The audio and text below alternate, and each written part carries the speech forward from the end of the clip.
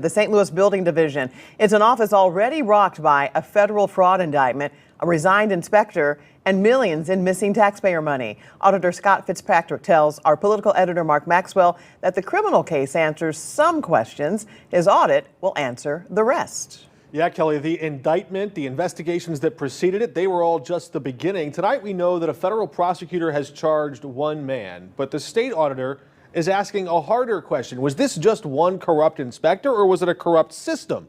His answer, based on what his office has already found, is maybe both.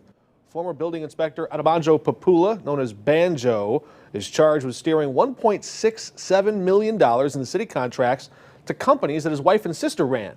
Documents show he was the one who identified the buildings, chose the contractors, and signed off on all the work, all without any meaningful review that might detect that self-dealing.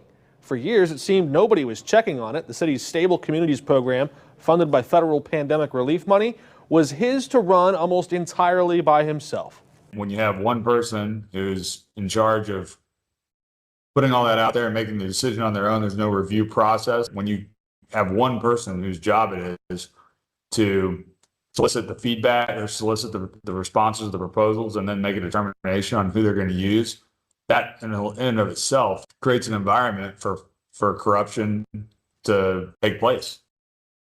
Fitzpatrick was quite direct in his remarks today. The fraud was enabled by a system that handed one man complete authority and didn't ask many follow-up questions. His audit will now examine whether that same structural failure, that same culture, exists anywhere else inside the building division and what it will take to